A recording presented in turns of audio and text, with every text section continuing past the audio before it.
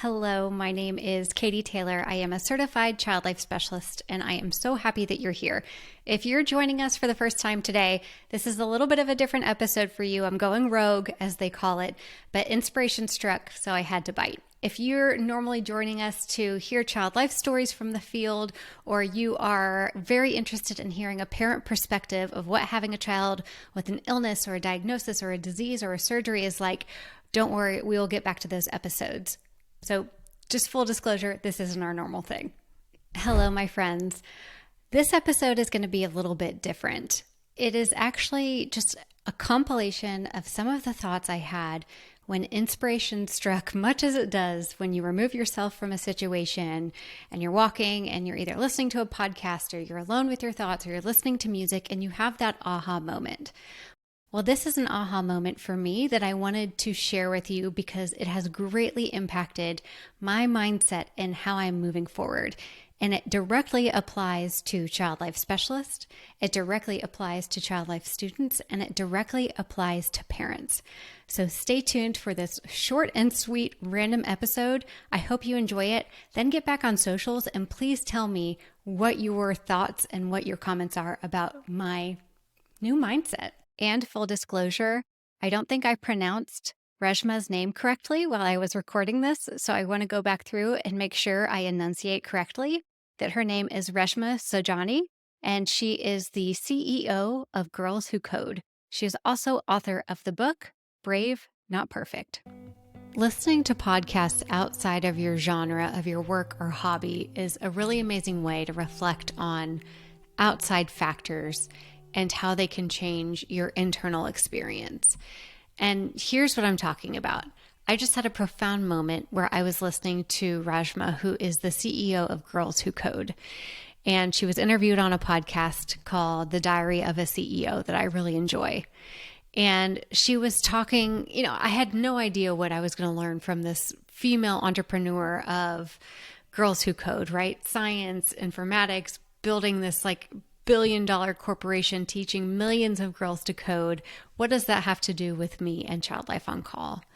But there was something that she said that deeply resonated with myself as a child life specialist, myself as an advocate for parents and healthcare, and thinking about students who are entering this field, and I just wanted to share it with you. One of the things she said was that as women, we are being fed the lie that we need to get over imposter syndrome in order to succeed. That we need to show up with our suit jacket on and be ready to overcome this, to lean in. But that is not the truth. The truth is that if you are already in the room, there is nothing that you need to overcome. You are already there. I am tired of questioning if I should be in the room when I'm already there. And none of that is serving me when I am in the room. Let me break it down into 3 different ways that I see this mindset of not needing to get over imposter syndrome, but simply just showing up and being exactly who we are, how that can resonate with child life specialists, with child life students, and also parents of children in hospital and clinical settings.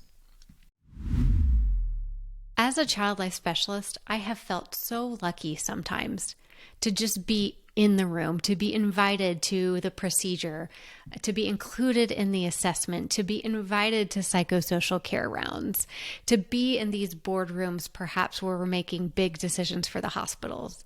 So much so that it's even sometimes hard for me to concentrate on what I'm there to accomplish because I'm wondering, should I be in this room? Do I belong? And all of those negative things that keep me from actually doing my best. I am tired of feeling like I am so lucky to be in the room because the reality is they are so lucky to have me in the room. Because I am in the room, the child and family will cope better. Because I am in the room, I am modeling behavior that the parent can then follow, that the physician then gets to replicate with his next patient or family, that the nurse can learn something about how to interact with patients and families. Because I am in the room, there is a definite trickle-down effect that makes healthcare experiences better for everyone. And that's because I'm a child life specialist in the room. So they are lucky to have me there. Students, when you get an internship, when you show up on that first day, do not spend your time wasting. Should I be here? Do I deserve this? I'm so sad. My friend didn't get an internship. What did I do to get to deserve this? I'm not equipped. No, that is all noise. You have done the hard work. You've already proved that you should be there. Okay, you've gone through the crazy internship process. You've gone through crazy rounds of interviews. You've applied to so many places. You are already there. No, I'm not saying show up like an egomaniac, like you don't have anything to learn and you know everything. That's not the way to approach life. I've been in the field for a long time and continually learn new things on a daily basis. But show up knowing that you're there already and you're ready to move forward and grow with this program. Learn from this program. Okay? Stop wondering if you should be in the room. You're already there. And lastly, parents, I want you to think of the scenario when you have been included in a procedure or you've been invited into the operating room for an anesthesia induction, or you have been asked to come into the x-ray room while your child gets an x-ray.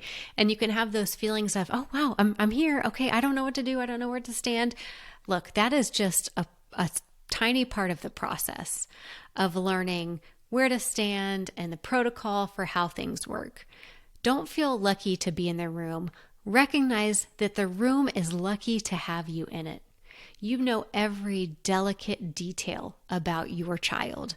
And because you are in the room, your child will cope better. There will be better adherence. So I just want all of us to stop wasting our time wondering, should I even be here? And changing our mindset to we've already arrived and now we're moving forward. Once you're in the room, stop questioning if you should be there. Instead, spend your time showing up as exactly who you are and bringing exactly what you bring to the table. Happy Child Life Month, and I am so grateful that you are in the room with me right now. Thank you all so much for listening to Child Life on Call. If you head to our website, childlifeoncall.com, you're going to find all sorts of stuff there for parents, professionals, healthcare providers, child life specialists, no matter who you are. Actually, when you just go to our homepage, it'll help you direct to exactly where you need to go. On that, you'll find opportunities and PDUs for child life specialists. Parents, we've got a starter kit for you. And clinicians, we even have a clinician course, which teaches you how to be a confident and capable caregiver in pediatrics. We're so grateful that you're here. Please DM us on Instagram. And like I mentioned, when you rate and review this podcast, it helps other families be able to find us. So let's keep doing that.